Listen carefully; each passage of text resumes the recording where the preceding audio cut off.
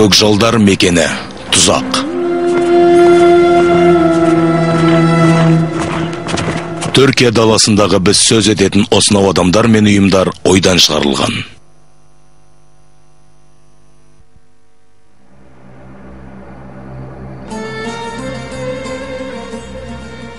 Сен кел дедің, мен келдім. Менімен қалағаныңды істе, тек әкемді жөніне қалдыр. Түсінікті ме? Тыныштал. Мен қарияға ештеңе істемеймін. Біз бір-бірімізді жақсы түсіндік. Әкемді жібер деймін. Батылдың мен әбден шаршаттың. Оны жібермеймін. Оны да сені өлтірсем, не істейсің? Айтшы.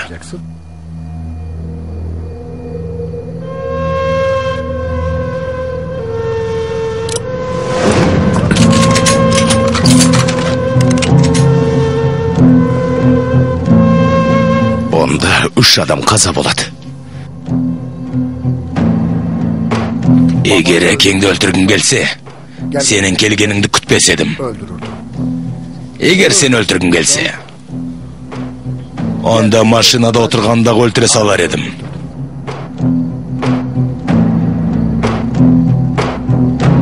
Мені өлтіргің келді ме, әлде даусымды естігің келді ме? Егер ерік менде болса, мен сені өлтіруді таңдар едім. Бір адам сенімен сөйлесуді қалайды. Қаруларыңды алып тастаңдар.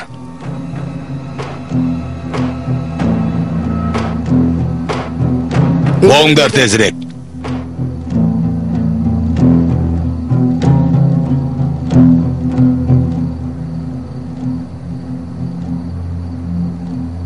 Кім менімен сөйлеспекші?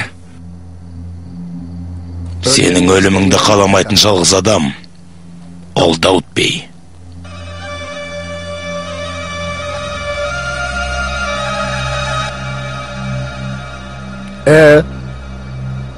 Болат әлемдар мүмкін қарияны босатармыз. Қаруымды қайтарыңда.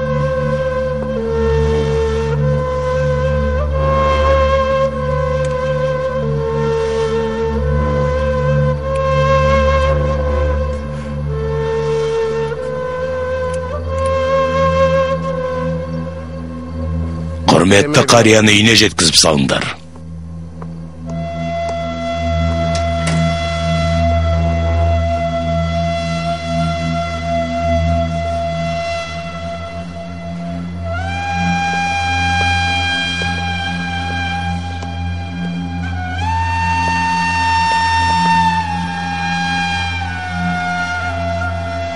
Әке, қалайсың? Олым, менде бәрі жақсы. Әке, сен үйге бара бер. Мен біраз кешігіп келем. Жарайды, олым. Қария, біз сізді шаршатып жібердік, кешіріңіз. Бірақ нарықта бәрі мүмкін. Ешқандай да ереже жоқ. Сендерде қалыпты нәрсе саналатын, қылық бізде күнә саналады.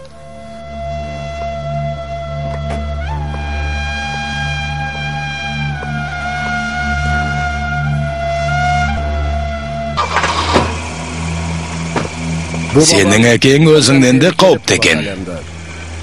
Қару жоқ болса да, айтқан сөздерінде терең мән жатыр. Таңертеңнен бері айтқан әрбір сөзі жүрегімізді жаралап бітірді.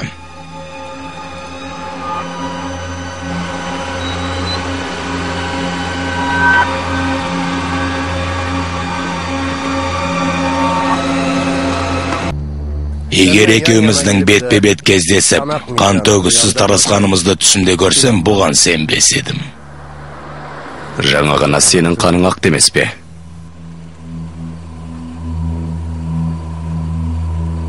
Сенің орныңда болсам, шақты тамағыма қадар едім. Алдымызда ұзақтың күтіп тұр.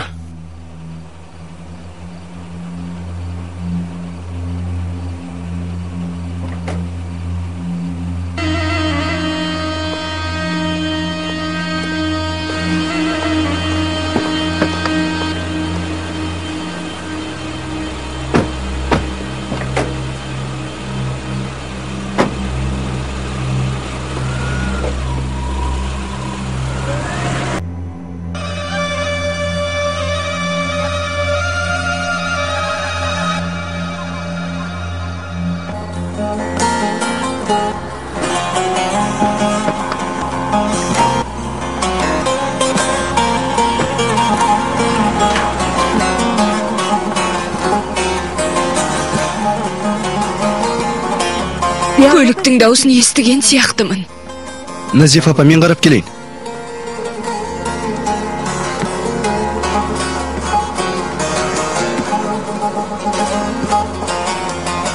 Өмір әкей. О, жаратқан ием, ол тірі, сені сақтап қалған Аллаға мыңда бір рахмет.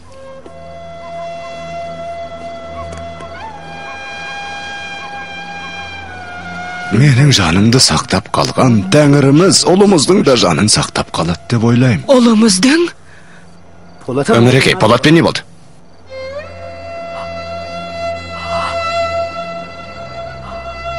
Аға, мен қайдан білдім? Хусейн келді де кеңсеге бар деп айтты. Сондықтан мен осында келдім. Ерхан, сенде телефон жоқ па? Телефон соғып керекпен бе деп сұрамайсың ба? Аға, неге олай айтасың? Еш қайсыларыңа телефон соға алмадым. Сондықтан осында келдім. Жарайды, Ерхан. Tamam.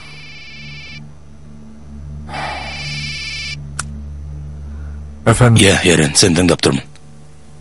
Өмір әкей келді ме? Ал бастық қайда? Жарайды, қазір келеміз. Олар Өмір әкейді жіберіпті. Бастық әзірше солардың қолдарында екен. Кеттік. Басеке, ал мен не істейін? Ерхан, сен ағамызға бара бер. Оны қайда кеткен, не істейтіндерін анықта.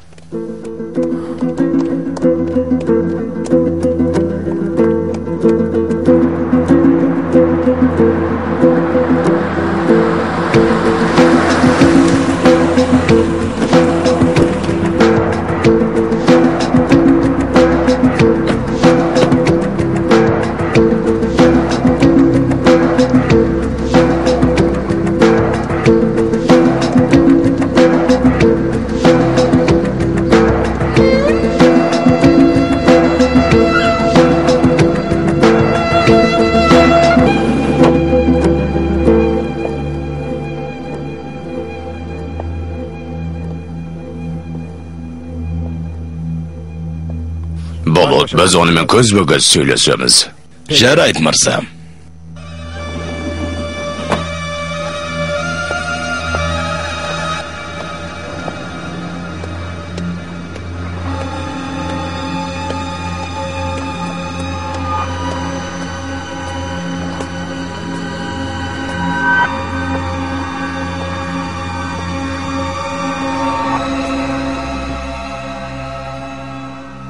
Жай ғана телефон соғып шақыра салуыңызға да болар еді.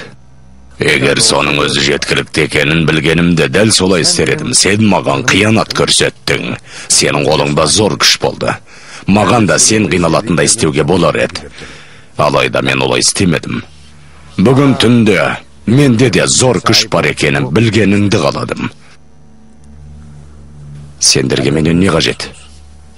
Біздің ортақ істеріміз бар. Мысалы қандай? Сенде бар бір затты көргім келеді. Үстел басында сен отыра алатындай орын бар. Менімен ашық сөйлесе беруіңізге болады. Маған Қарақанлыдан мұрагерлікке алынған криптексті бересің. Оның орнына мен саған 4 отбасымен бірге бір үстел басына отыруға мүмкіндік берем. Сонда кімді алып тастамақсыз? Оны өзің білесің, таңдау еркі өзіңде. Хазарбей оғлы, немесе Қачқарлы, немесе Қаражадағлы. Меніңше кімді таңдау керегі криптексте жазылған сияқты.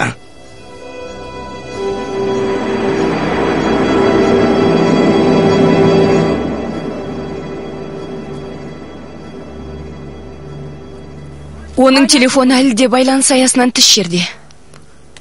Онымен байланыса алмаймыз. Оның телефоны өшірулі. Оның қандай адам екенін білмейміз де. Енді мен де оны түсіне алмай жүрмін. Селчук, сен ешқандай да әрекет жасамайсың ба? Қолымнан не келеді, Жүлиде? Ахудың қалай қиналып отырған көрмей тұрсың ба? Мұны мен не істей аламыз? Болатпен бөліс алмай қалатындай арамызда ештеңе жоқ. Қатысуды қатты қалаған адам соңына дейін қатысуға тиіс. Аға, сонда бұған қатысуды қалаған сенсің деп айтқың келіп тұрма? Ең болмағанда сол қалауың саған әсер еткен мойындауға тиіссің. Ал сен ағамның әйелі болуға қандай қалаумен келсің? Жетеді ақу, шектен шығып барасың. Terbiyesizlik ediyorsun. Оны жөніне қалдыр, Селчук. Басқа айтарым жоқ. Егер шектен шығып бара жатсам, онда кеткенім жөн болар. Сау болыңыздар.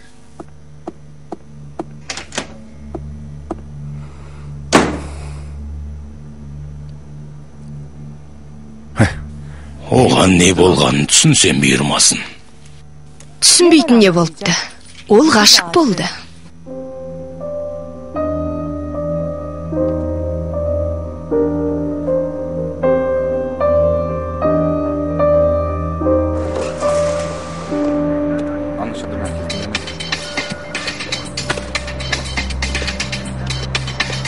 Şu an olay yerinden ayrılıyoruz.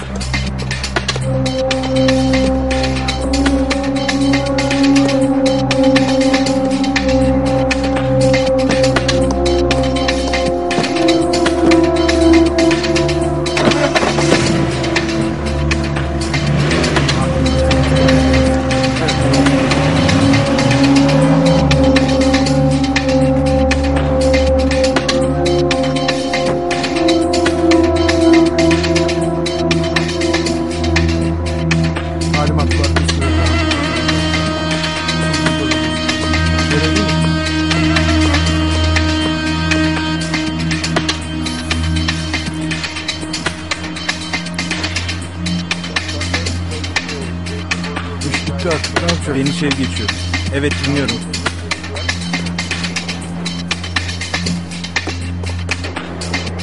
Жақсы.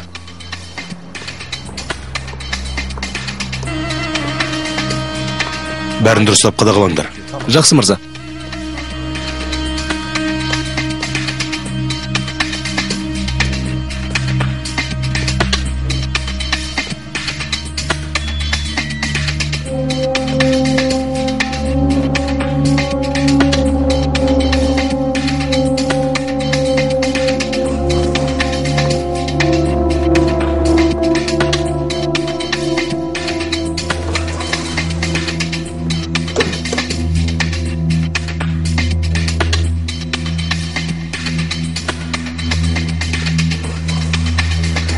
Науқастың қасында кім бар? Айтып жіберіңізші. Полиция? Ал сіз жақын туыссыз ба? Иә. Оны бұл жерден қайда апаратынын білесіз бе? Оны мемлекеттік ауруханаға кетеді деп естіген болатынмын. Рахмет аға, рахмет. Sağ olasın.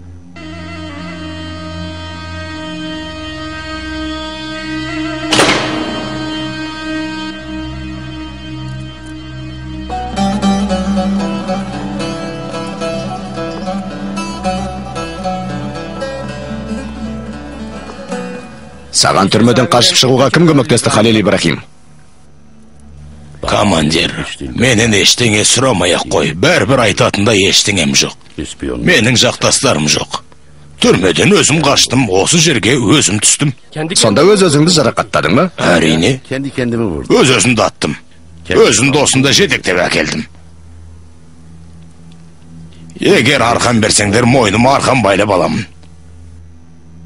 Хакан, Хусейн және сіздің араларыңызда қандай байланыс бар?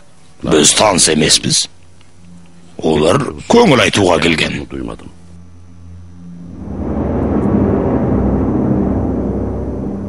Криптекстің бар екенін және оның менің қолымда екенін қайдан білетініңізді сұрауыма бола ма? Nasıl haberdar olduğunu Айтыңызшы.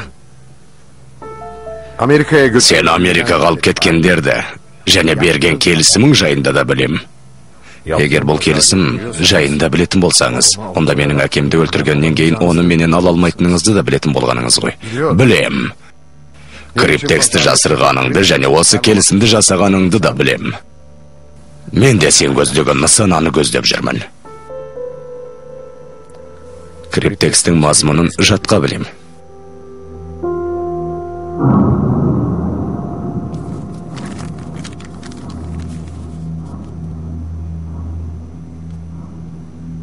Бір 1983 жыл.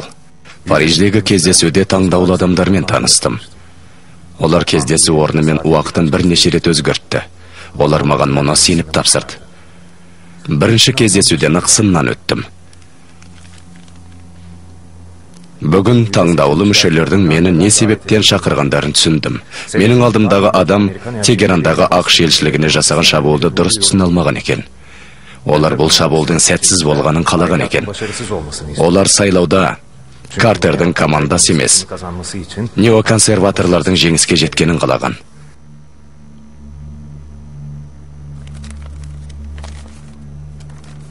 Лондондағы кездесуде таңдаулылар маған алғашқы тапсырманы берді. Лактус фирмасы арқылы мен Саддам Хусейнге улы химиялық заттарды жеткізу керекпін. Бұл тапсырманы сәтті аяқтадым. Бұл заттар Иранға қарсы қолданылады деп ойлағам. Қателесіппін.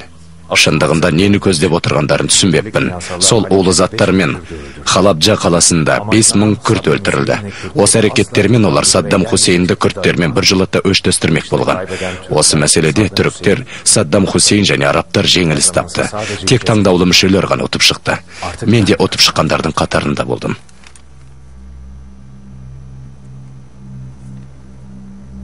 Тұрғыт өз алға жасалған қастандық. Ол өз өлімімен өлмеді деп ойлаймын.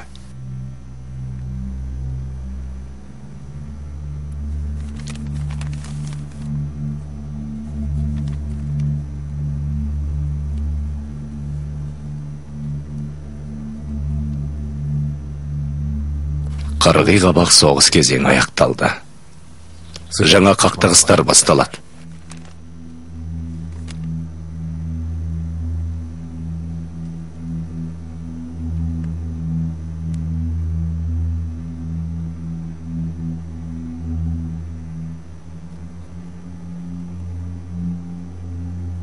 Себебі олар Иракқа шабуыл жасауға әзір болған.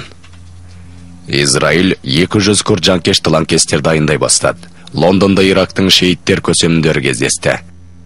Ирактағы Сулеймания аумағында жауынгерлер Түркияның арнайы жасағының ғимаратына шабуыл жасап, 11 түрік жауынгерін күштеп Кирквудке алып кетті. Экономикалық дағдарыс.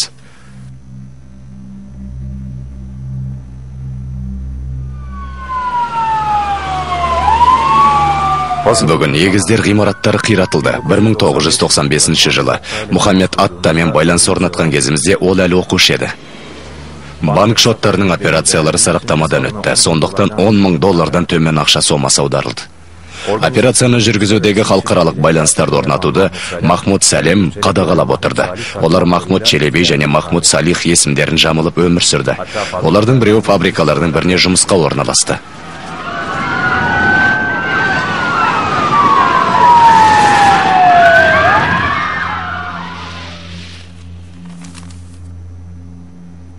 Аттаның құрбысы Самир Джерхан Германиядан келген түрк қызы болатын.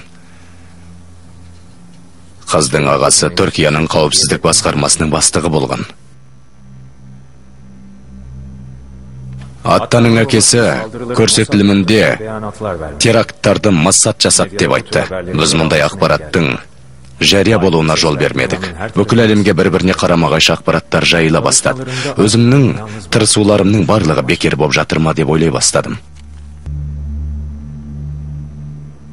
Олар тескересінде мүмкін емес нәрсені сұрап отыр. Мен кейбір мәселелерді шеше алмайтын болдым. Олардың талаптарының шегі жоқ болды.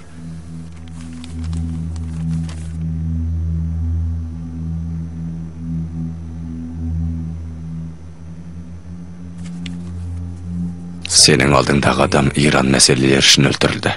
Ал сен Ирак мәселесі үшін өлесің.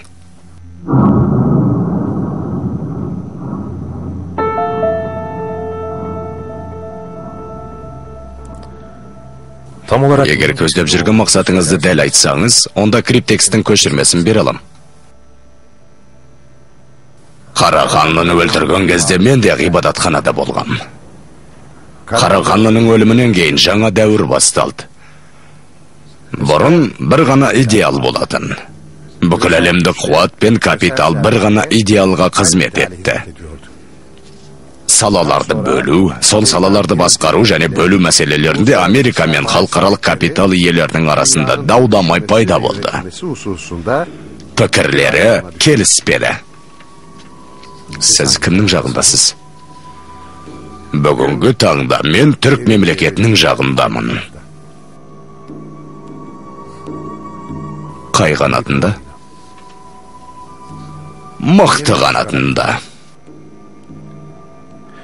Яғни, осы аймақтағы Америка мен Түркия қызығушылықтары түйісетін жерде. Ғаламдық күште қаржы, ақша, өз банктері бар.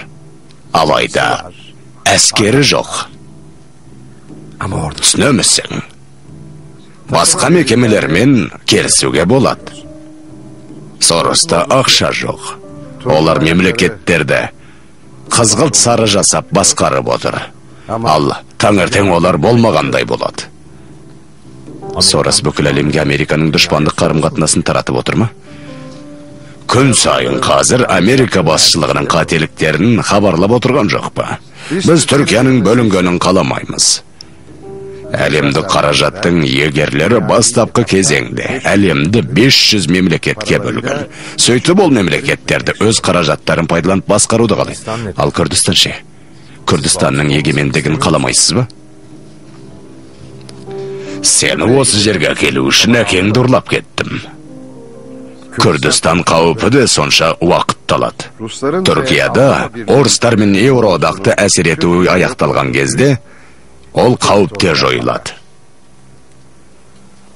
Маған осы үстел басына отыруға мүмкіндік берген әкемнің көзін құртсаңдар да, менен бір нәрсені талап етіп отырсыз.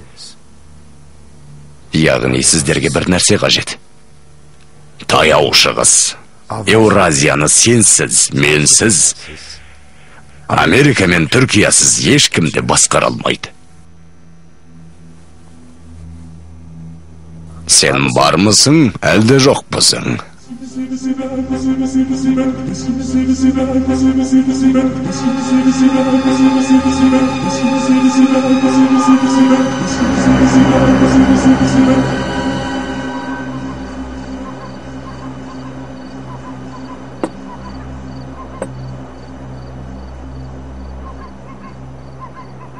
Отырыңдар. Өмірекей, отыра алмаймыз. Ешқандай да жаңалық іздер жоқ. Біз сол жерге жету үшін ол аумақты ең болмаса ол жерді шамалап айтып бере аласыз ба? Олым, қалай түсіндірем? Олар машиналармен айналып жүрді де бір жерге тоқтады. Ол жерді анықтауға болатында ештеңе көрмедіңіз бе? Өмірліден өтіп бара жатқанда бір ғана жанармай бекетін көрдім. Алло? Басеке, сіз тыңдап тұрмын. О, жаратқан ием, рахмет. Рахмет, жаратқан ием. Жарайды, Басеке, біз келе жатырмыз. Ұлым, ол қайда екен? Бәрі жақсы ма? Иә, Назиф апа, бәрі жақсы. Ол біз шақырып жатыр. Қайда бару керек, Абдулкей? Жүр тезірек. Бастығы оған криптексті алып барғанымызды қалайды. Ол жерде не болып жатыр, Абдулкей? Қайда алып келіңдер дейді. Аға, білмеймін. Ол туралы бастық ештеңе айтпады. Криптексті алыңдар деді. Содан кейін өзі хабарласады. Яғни, ол олардың қастарында екен ғой. Мүмкін. Жігіттер, сендер кетесіңдер ме, осылай сөйлесіп тұра бересіңдер ме? Бастық криптексті алып келіңдер деп жатыр. Бір көшірмесін Невзатта. Онда не бар? Неге бопсылап жатыр?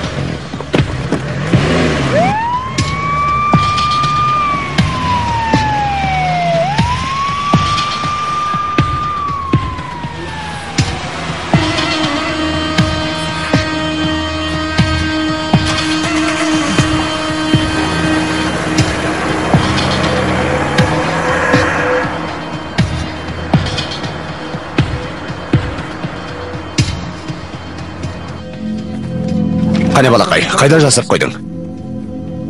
Оны ең түбіне салып қойғанмын. Ondan şey ettim abi.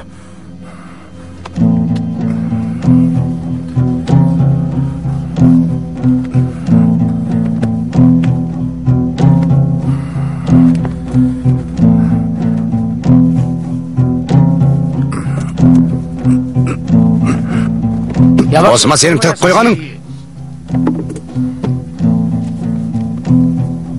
Невзат, андағы не қылған ойыншық? Dededen emanet. Оның әкесі сақтауға берген зат.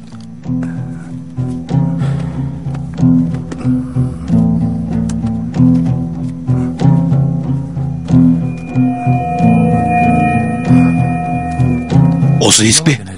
Иә. Шүкір әйтеуір. Невзат, сен сенімдісің бе? Бастық маған осыны берді. Дисіктерге қызығушылық танытқан кезім болып бет. Болды, кеттік, Абдулкей.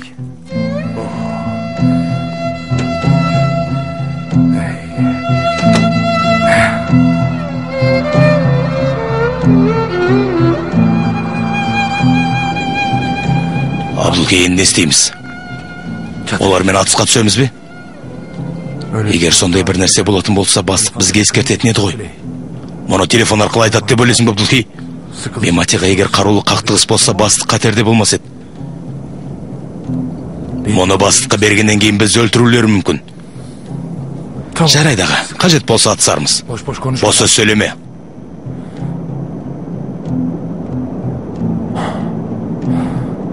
Ол катерді алдын ала аңдуға алғанымыз дұрыс болар еді. Ya açılırlarsa?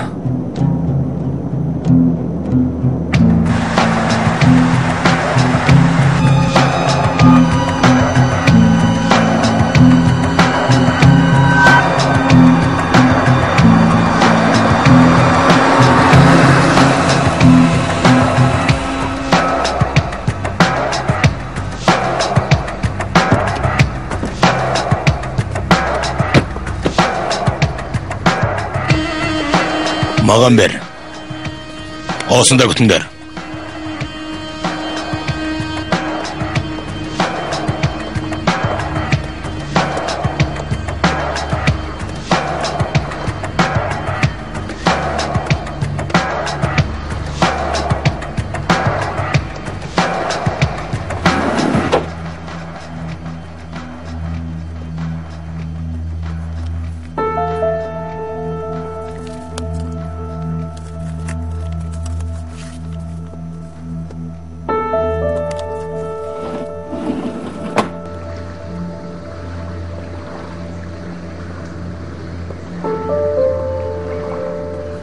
Не болып жатыр, Абдулкей?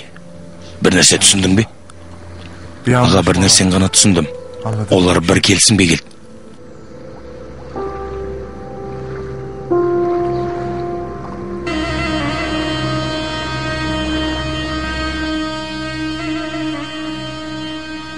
Ертең бір жақта боламыз ба, жоқ па, оны қайдан білем? Мен олардың есімдерін атаймын, қалғаны сенің қолыңда. Шешуші сәт сайлау болатын 22 шілде болады. Сайлауда парламент құрамы анықталады. Кімнің қанша дауыс жинағаны, кімнің басқаратыны, оппозицияда кім болатыны анықталады. Алайда Түркияның болашағы мұнымен анықталмайды. Түркияның болашағын не анықтайтынын білесің бе? Түркияның Иракқа кіргені немесе кірмеуі. Неге бұлай ойладың? Біршама уақыттан кейін Америка өз әскерін алып кетеді. Қазірдің өзінде барлық шығын мен қиратылған дүниенің төлемін төлей алмай отыр. Америка әскерін шығарған кезде, оған өзі сен алатындай күш қажет болады. Түркия жақсы таңдау болады деп ойлаймын. Америка олар өздері басып кірген территориядан түріктердің кеткенін қаламайды. Солай емес пе? Girdiği yerden çıkmayı sevmemesi. Біз Ирак жеріне кірген кезде, түрік әскерінің Ирактан шығарылғанын қалайтындардың жағында боласың ба, әлде оларға қарсы шығасың ба? Мен түрікпін.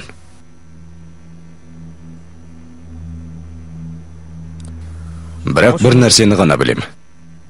Әскерді кіргізуді және шығарудың белгілі бір бағасы бар.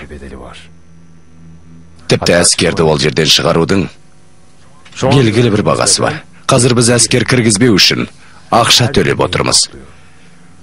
Күн сайын ол жерде мина жарылып жатыр. Егер біз әскерімізді кіргізсек, онда күн сайын ол жерде бомба жарылады.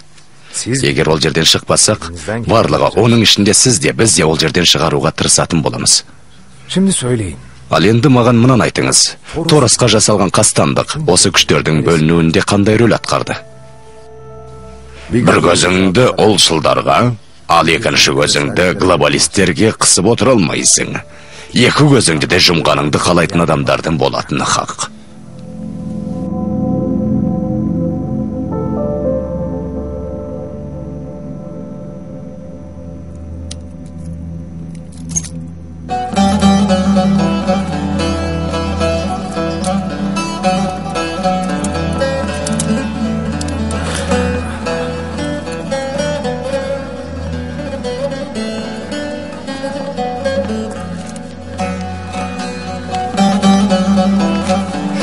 Кешіріңіз.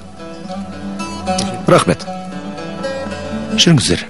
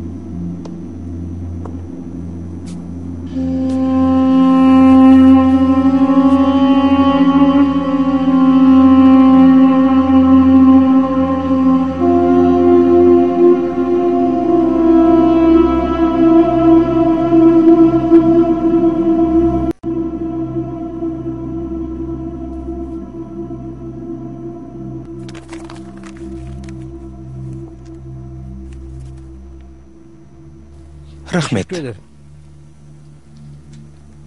Efendim. Мырза, мына мақаланы басып шығаруға сіздің рұқсатыңызды күтіп отырмыз. Мен сізге хабарлаймын.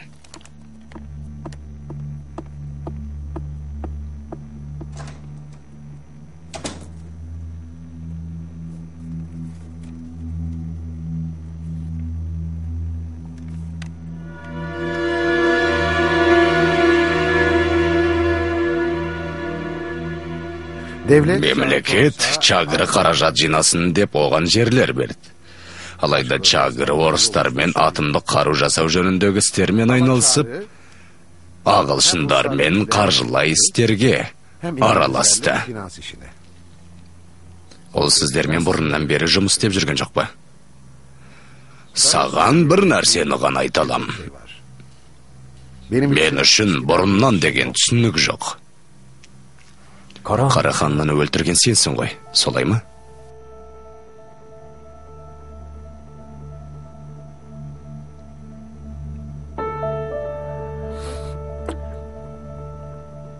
Жоқ. Онда кім? Өзін глобалист деп санайтын біреу.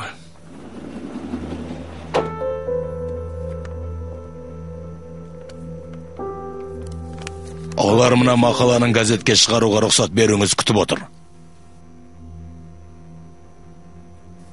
Бұл не тағы? Ұлым үшін төлем.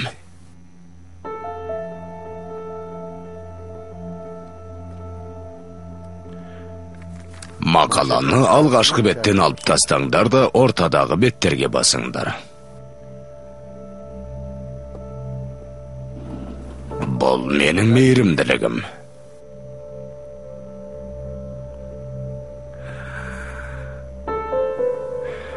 Хош келдің, Полат Алемдар, арамызға.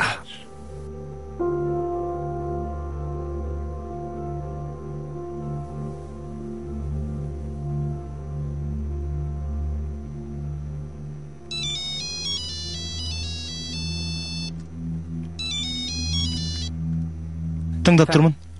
Йылдыз, не істеп жатырсың? Бұлыт қайдасың? Аспан мен жердің ортасында.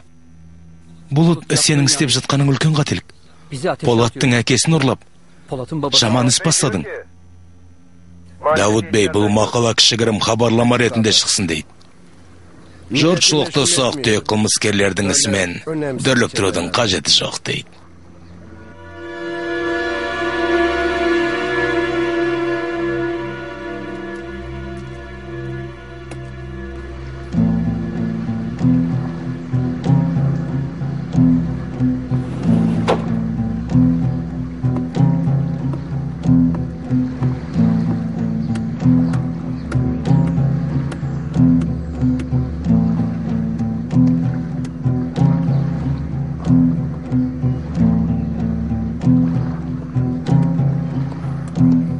Басекей төр шықтың ба? Қатты қорқып кеттік. Халомен не болды? Басеке бізді сатып кетті.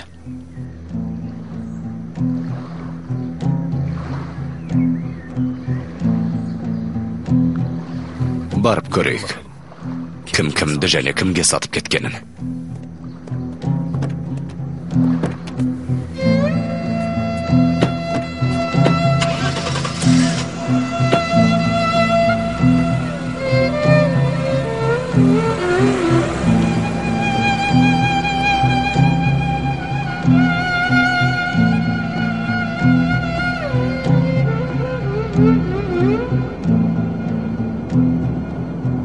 Басеке, не болғанын бізге түсіндіресің бе?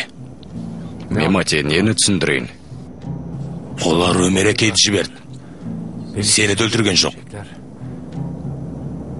Олай болса, ана дискіні оларға не үшін бердің? Ешкімге ештеңені тегін берген жоқпыз. Басеке, енді ары қарай не істейміз? Олардың араларында соғыс бастала салысымен бәрі бізбен жақындасуды қалайды. Бұл қақтығыста біз қолдағандар ғана аман қалады. Басеке, сонда біз кімді қолдаймыз? Ешкімді. Абдулхи, Давуд Татароғлыны аңду керек. Бізбен кездескеннен кейін кімге баратынын көрейік. Түнжай саған қайда баруға тыйым салды? Мені жұмыстан шығарып жіберді. Сонымен қатар мен туралы көптеген жағымсыз нәрселер айтты. Полат Алемдар мұны ұмытпайды және кешірмейді дейді. Біздің серіктестігіміз аяқталды және ауруханаға бұрынғы қызметке алмайтынын айтты.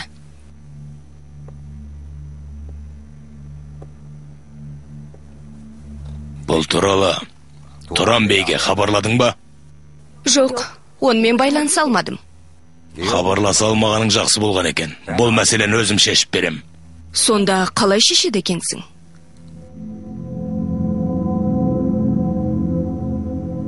О, тәңірім, жасасын. Бұдан да өтіп кеттік қой. Барлығымыз аман сау болғанымыз жақсы болды. Қалғаны бәрі реттелер. Қайырлы түн. Маған хабарлағандарың үшін рахмет. Сізде жақсы жаңалық деп үміттенем, Түнжан бей. Полат Алемдар аман құтылып па? Иншалла. Оның жағдайын білуге барамыз ба, Түнжан бей? Кеш боп кетті. Таңертең көрісеміз. Тізе бүкпей жүргенімізге неше күн болды, Хесни бей. Сіз де шаршадыңыз. Біздің жатып демалғанымыз жөн болар. Иә мырзам, айтқаныңыз болсын. Қайырлы түн. Алла тыныштық берсін.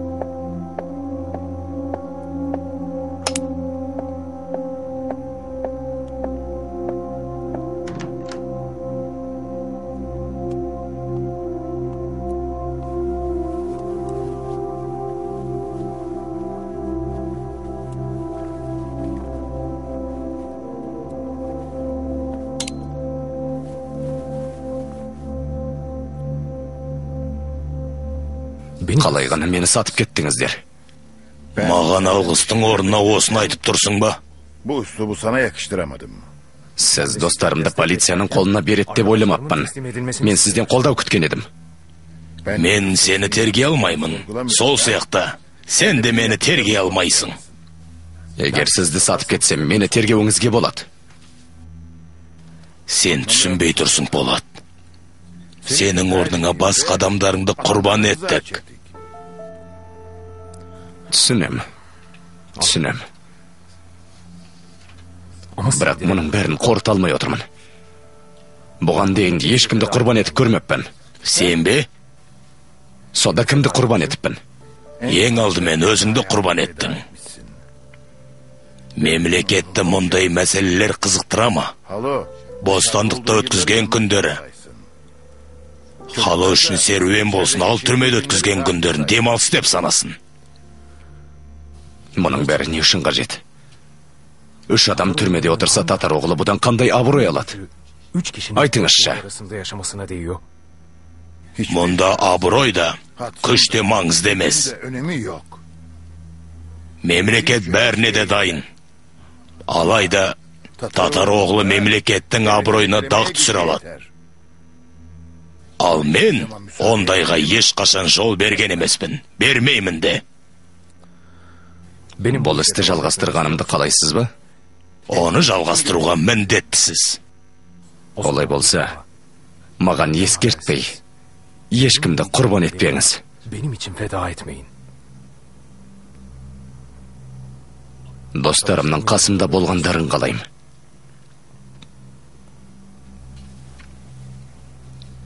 Олармен кездесу керекпін.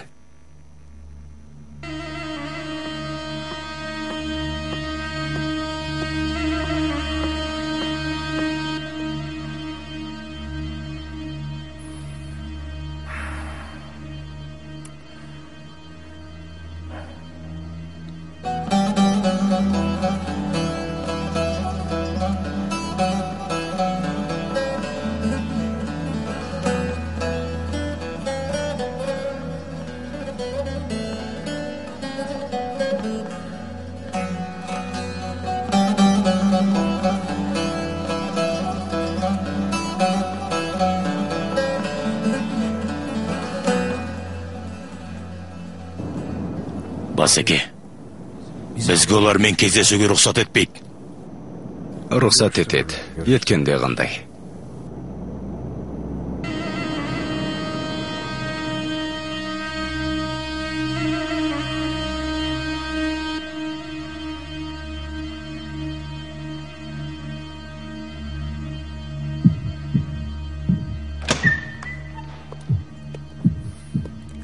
Міне, біз де келдік, мырзам. Рентгенге түсуге дайынсыз ба? Қойыңдаршы. Мен рентгенге түсетіндей жағдайда деп ойлайсыңдар ма?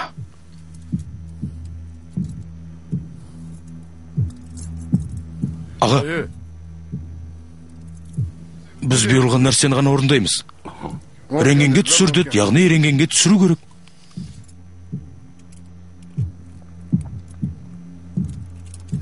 Қаласаңыз сізді көтеріп апарайық. Biz götürüp gelelim.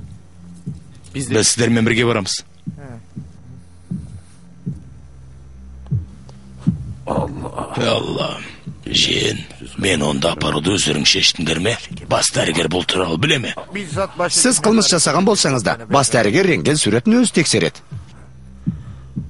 Оның ішінде радиация бар.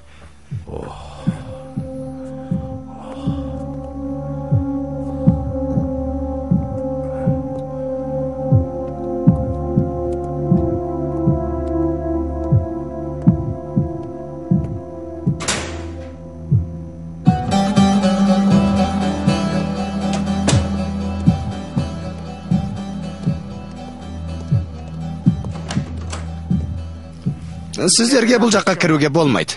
Ол жақта радиация бар. Hamile ve yakınları giremez.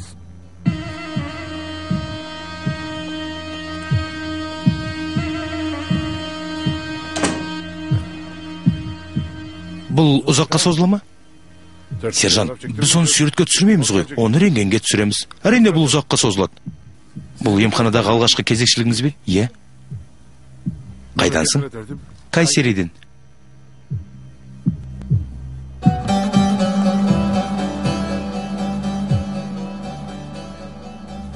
Әкеңнің жағдайы жақсы деп үміттенем. Бәрі жақсы, хало. Бізде бәрі жақсы. Өзіңіз қалайсыз? Мен қайдан білемін, Жанболат. Мына кісі намысыма тимейді деп айтсам өтірік айтқан болар едім. İyiyim.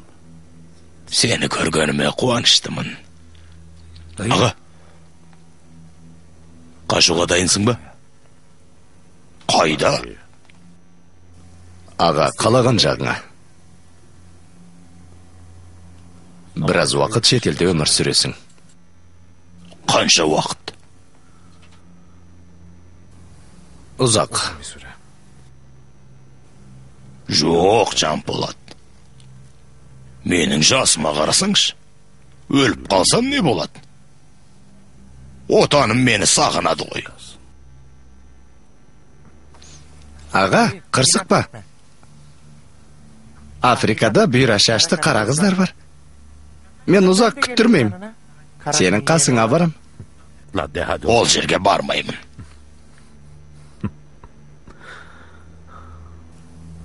Аға, сіздің қалағаныңыз болады. Жанболат, сенің басыңа тағы да бір бәле келгім келмейді. Бір күні Жанболат келетті, мені түрмеден шығарып алады. Gün olur yine. Мен оған сенем. Аға, сенімен бірге Хакан мен Хусейн болады. Өзіңіз айтқандай, бір күні біз сізді шығарып аламыз.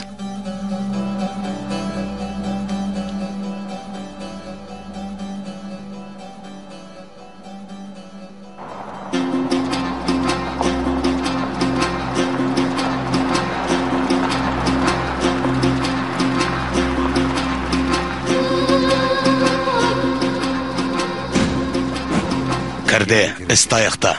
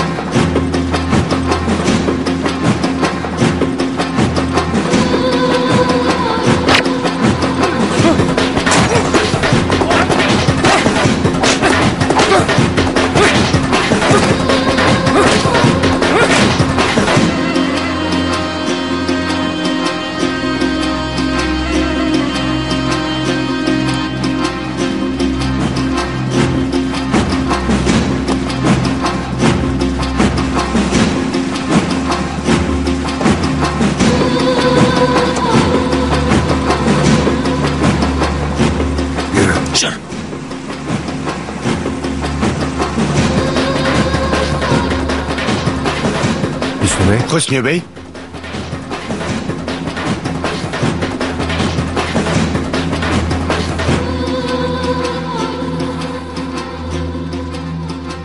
Хөсне бей, не істеп жатырсыз?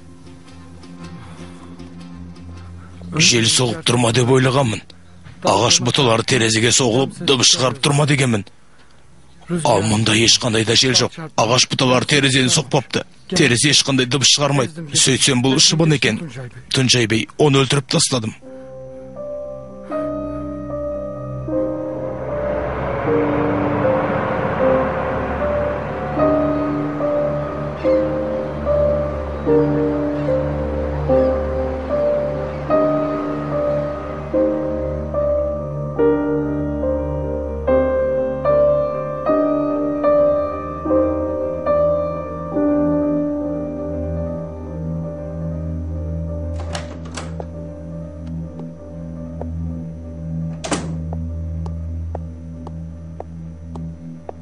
Мырза, сіз жалғыз барады екенсіз ғой?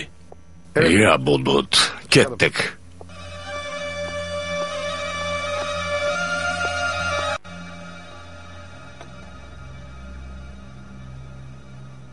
Маған түсіндірмейсің бе, Энджи? Нені? Өткен жолғы түндегі оқиғаны. Қандай түнгі оқиға? Құдайым-ау, өтінем мен ойнамашы, Энджи. Саған күйеуімнің алдындағыдай түсініктеме беруге міндетті емеспін. Білем, алайда сен барған үй менікі болатын. Бұрын сенікі болған.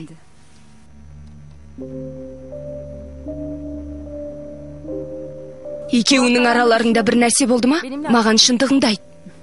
Ол басыңды жақсылап айналдырып алды, Таху. Солай деп ойлайық, Энджи. Сен солай істедің бе жоқ па? Сол мені мазалап тұр. Мен саған ештеңе істеген жоқпын, алайда сұрағыңа да жауап бермеймін. Мен неге бұлай етесің? Сен мені қорлайсың. Сөйте тұрам, неге мен бұлай етесің деп сұрайсың? Аху, Полатты бұған дейін таныдық ба? Сен оны бізге ертіп келдің. Ол менің бауырымды атты. Ал сен менің оған не үшін барғанымды сұрайсың? Оған бауырымды құтқару үшін бардым. Аху, хош келдің. Nasılsın? Қалайсың? Жақсы, өзің қалайсың? Жақсы. İyiyim. Мен тәуір боп қалдым.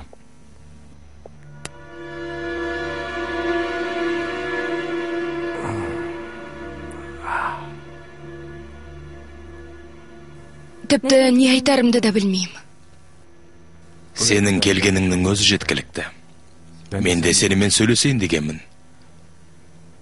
Энджи, бізді оңаша қалдыра аласың ба? Әрине.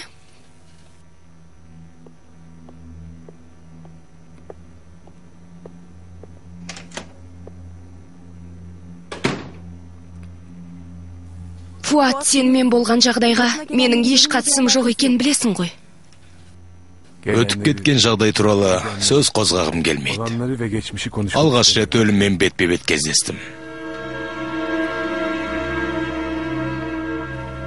Ben Өмірге ölüme алғаш рет қатты ұмтыла бастағаным да содан бері. ve şunu da söyleyeyim. Енді басқа адамға айналғым келеді. Hayata da ilk defa bu kadar yakın oldum. Сол қадамында маған Ben artık başka көмектескеніңді қалаймын, Аху.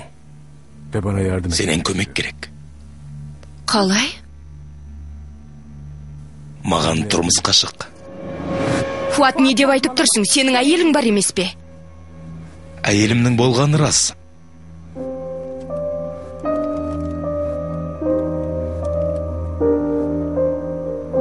Бірақ ажырасқанмын.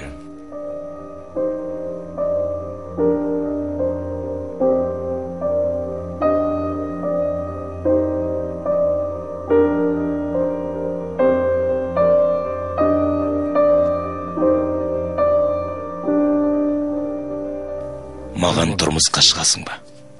Benimle evlenir misin? Әйелім боласың ба?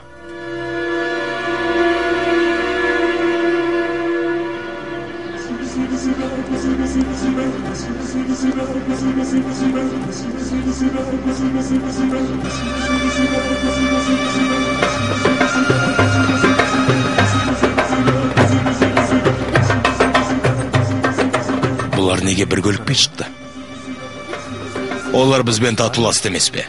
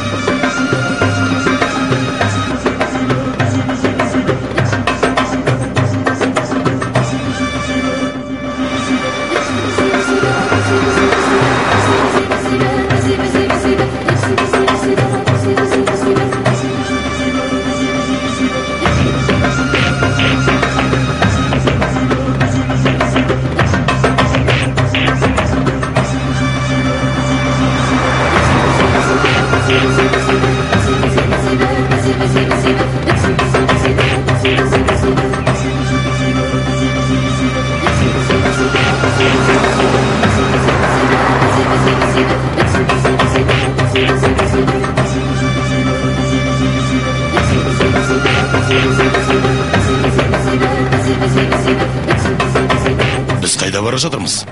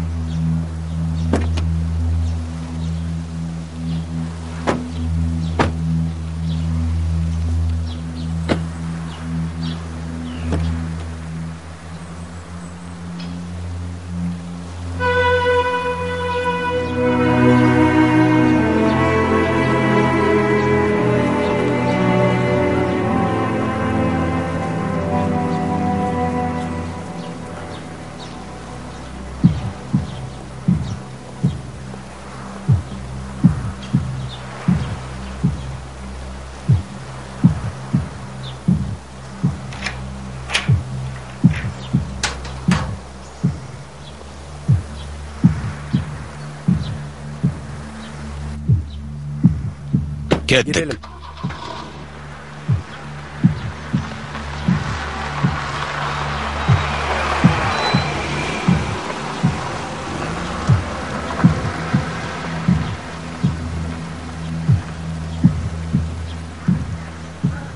Neresi? Қайда жүрміз біз?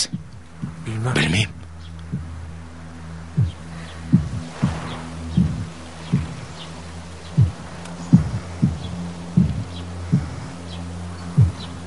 Басеке, біз бір жерге келдік.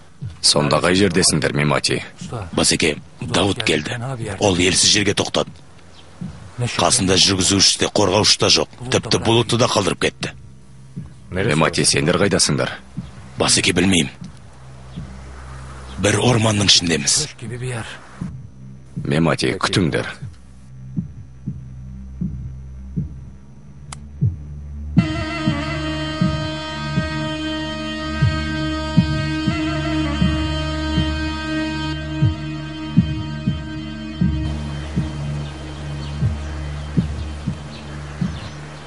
Мына жерде ашынасы бар шығар. Мына қаңыраған үйде ме? Мұндай жерде қандай шаруалар болуы мүмкін?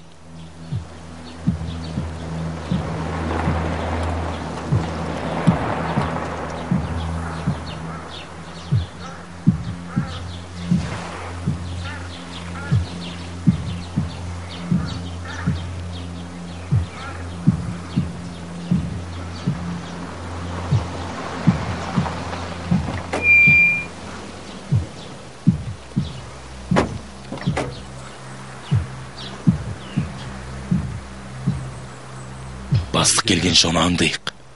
Абылкей бұл кім? Құдірет Қазарбей оғлы.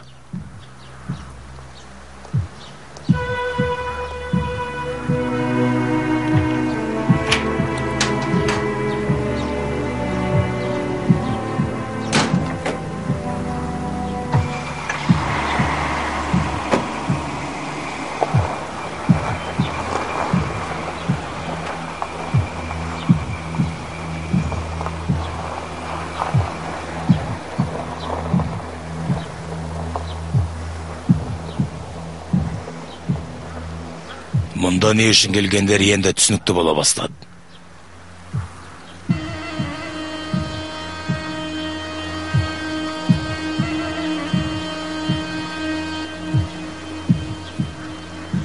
Басеке, Құдірет Қазарбей оғлы келді. Онымен кездесейін деген болу керек.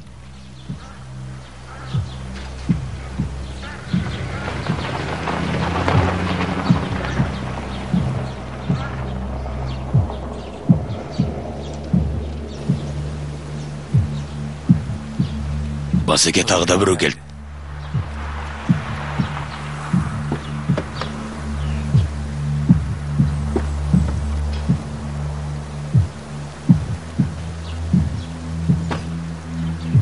Туран Качкар. Басеке, бол Туран Качкар.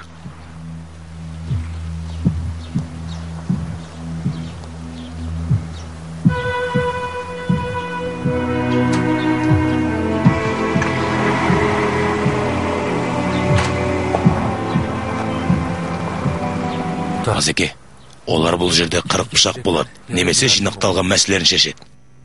Мемати, мен қазір келем.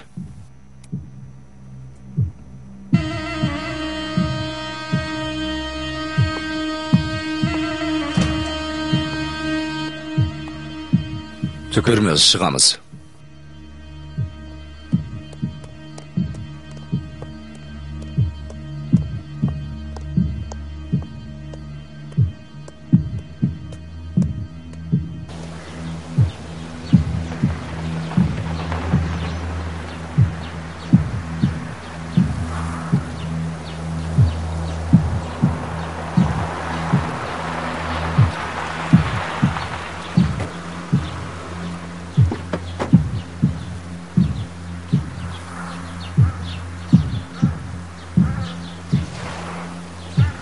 Желал Караджадағы.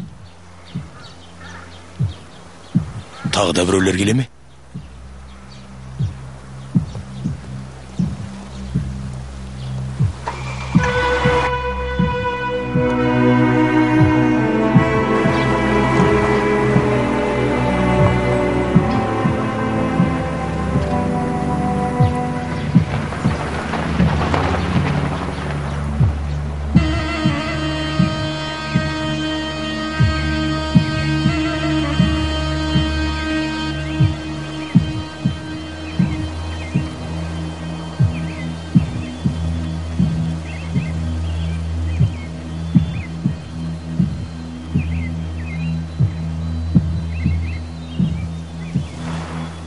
Басеке, олардың барлығы жиналды.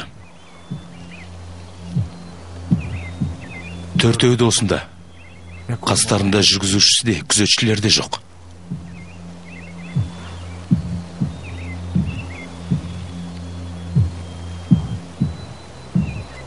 Кім бар екенін көрек, Пөрмез айналан тексеріп шық.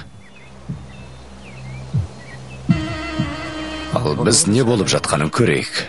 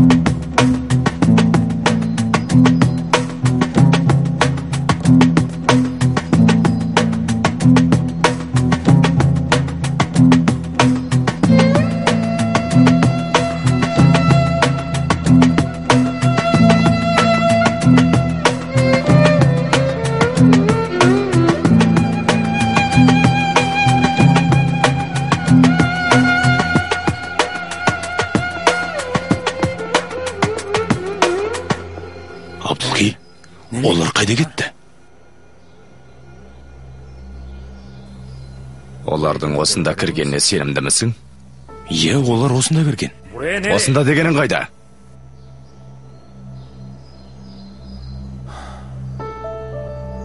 Олар не, құсша аспанға ұшып кетті ме?